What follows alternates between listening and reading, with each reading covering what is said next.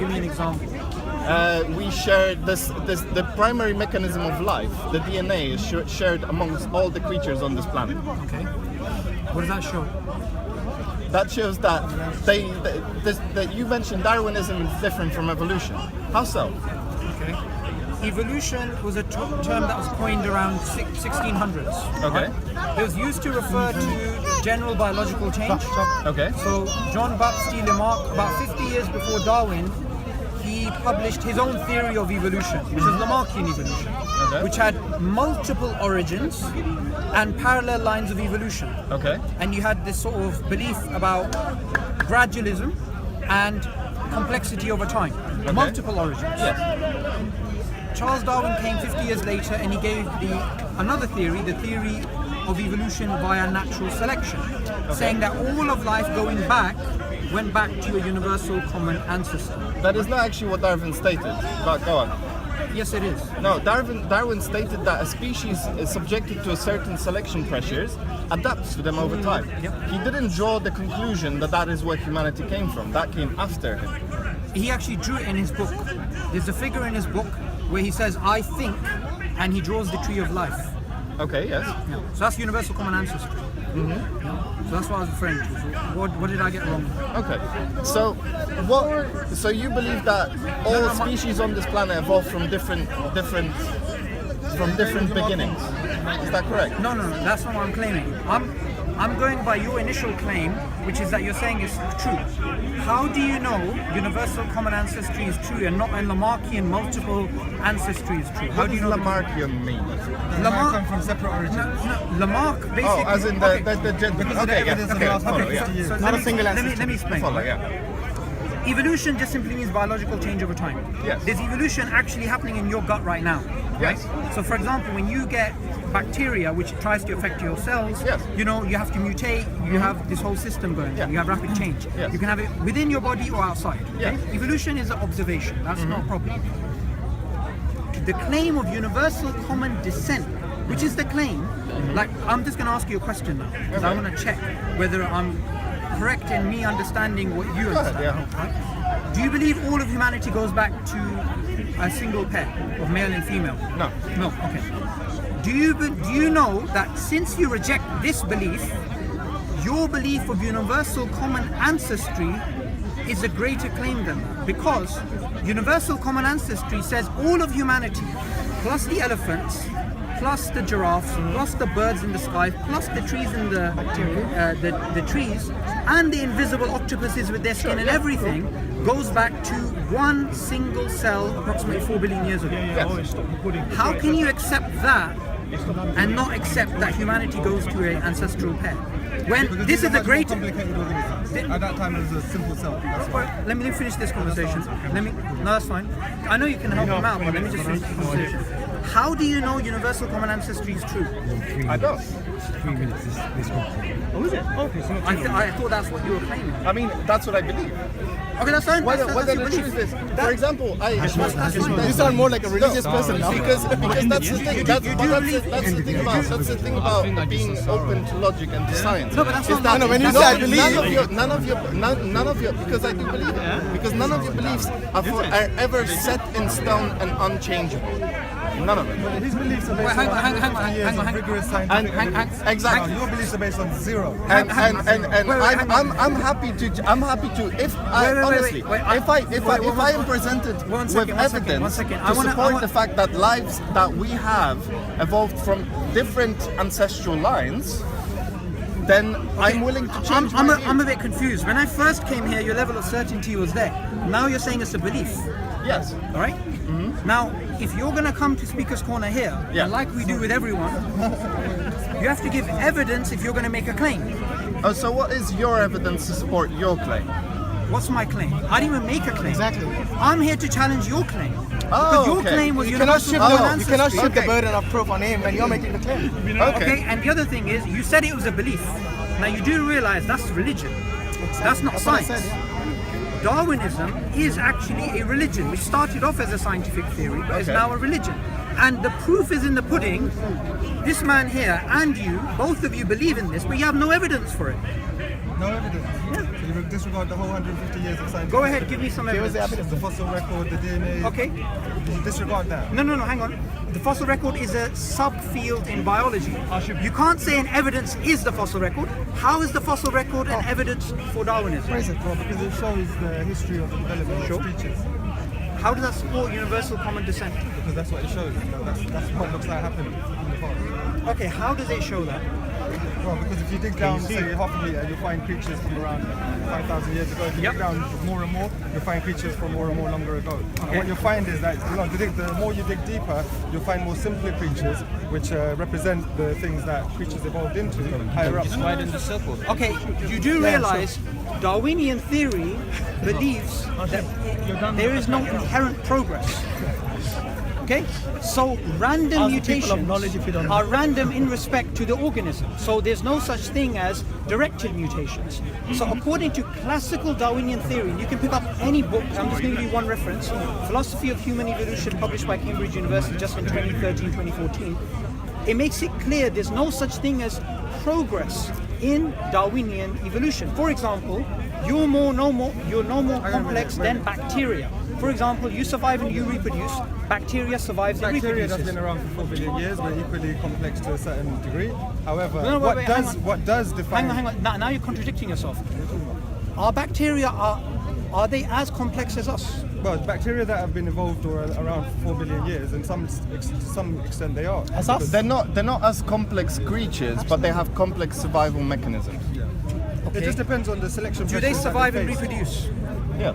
Okay, do we survive and reproduce? Yeah. So according to, and let me just give you this, right, because you guys are not contradicting yourselves now, you're contradicting mainstream secular academics. For example, Henry Key in his book, The Accidental Species, Misunderstandings of Human Evolution, he says, and he's a Darwinist, we are no more complex than bacteria.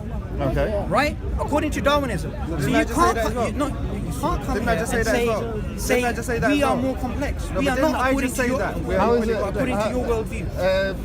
How do you understand that we are not more complex? What is meant by that? It's not me, by the way. No, that's fine. That's fine. But that's the evidence you're quoting. It's not me. So he's avoiding the fact this is that it's down to the Darwinism. selection pressure. Let's have one discussion. This is Darwinism. He picks and chooses who he wants to talk to. Because at the core, I see what you mean by the statement that we're no complex. Because at a fundamental level, our bodies and the bodies of bacteria have very, very similar mechanisms. Okay, now you're referring to something known as homology. Okay. Homology is the claim that similarities are due to common descent. Okay. Okay? Yeah. This is how they look at a chimpanzee and a human being, and they say because of similarities there must be a common ancestor. Yeah, but no, that's not true though, because there's a lot of different No, but places. let him Hang on, I'm going to speak to one Eyes have person at a evolved in time. many different places. Wings have evolved in many different places. I'm going to speak to one person at a time. Okay? Now what you're referring to is homology. Okay. Now there's some issues with homology. Number one, you need to understand homology is an assumption. Okay. It's not something which is based upon concrete observation. Secondly, we know of a counterfactual to this assumption of homology known as homoplasia. For Okay. example, there's genes in your body which develop to let you see, for you to have eyes. Likewise, there's genes in the octopus which are there to help it see. But these are known as homoplasious genes. They're not due to common descent. So homology is something which is an assumption which has a counterfactual to it known as homoplasia. Plus, to rectify that discrepancy, what you have to do is you have to put together a probabilistic framework based upon Bayesian probabilities with 9 mathematical assumptions, and then you come to what would be considered an approximation based upon assumptions and conceptual problems of a divergence between different species. I see what you mean. Right? In the same way. So basically, what you're saying is in the same way that a bat's wing is that I assume that a bat's wing came from the same thing as a bird's wing. No, but because it fulfills the same function. No, but the thing is that's not due to common descent. Those traits are not. Yeah. Because they have evolved at different points after those species have already split. So your initial point about homology. Yes, but then you go back. Yep. Then you go back even further. So let's say you have different ancestors. So my basic claim, the thing that I find the most incorrect, the thing that I find the most incorrect, and it's a view, not really an opinion. It's the fact that people tend to think themselves so much better than all other creatures on this planet because they have been given life by Allah, by God, by Yahweh, by Ra, by countless other beings. Two things here. Number one, we're speaking about your initial claim of universal common descent. Yes. Okay? What I wanted to get to the bottom of, and the claim which I'm making, and if you don't challenge it, we can move on to the next topic about whether human beings are special or not. Yeah. Is that as a belief and you have no evidence for it? Because if you're going to move the topic away, either you're implicitly implying you don't have evidence for it, or you just want to go off onto a tangent. So, I can make a statement that basically, I personally, with me at the moment right now, do not have the however many pieces of scientific research that were carried out, and I cannot quote them off by heart. You obviously have an immense breadth of knowledge on the subject. No, I don't. This is stuff you can easily find online. Yeah. And that's the thing. And the stuff that I know, there's stuff I know, there's stuff I've read about, but I don't feel comfortable quoting it because it would just be ripped to shreds by the fact that I cannot be. Can I give you something which is just going to be a conceptual reason why universal common ancestry can never be shown to be true? Okay. I'm giving you very particular. Okay, go. Yeah. Life has been on this earth for approximately 4 billion years. Yes. According to a National Science Foundation published study last year in May, 99.999% of species are undiscovered. Not organisms, species. Okay.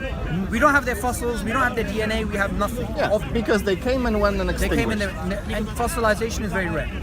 So because something happened a very long time ago, 4 billion years, life has been on this earth, and 99.999% of species are unobserved, any reconstruction you make is bound to be speculative. There's bound to be holes in it, yes. Not holes, speculative. There's no evidence. Entirely. Yes, pure speculation, pure conjecture. Were you around 1,000 years ago? No. So would you know what happened in this park 1,000 years ago? Would all the scientists, if they tried to work it out, wouldn't it be speculative? Yes. So Darwinism is based upon what happened 4 billion years ago, with 99.999% of species missing. So by that same logic, it is also speculative. But Darwinism is the observation of what has happened. It's not an recently. observation. It's a reconstruction of phylogenetic relationships in the remote past. It's merely observing the things that took place before Darwin. I'm sure you know where Darwin formed the theory, right? On the Galapagos Islands, right? Well, there's dispute about that. But he went there. He classified the species as many as he could. There, all he did was he came up with a way that organisms change, adaptation.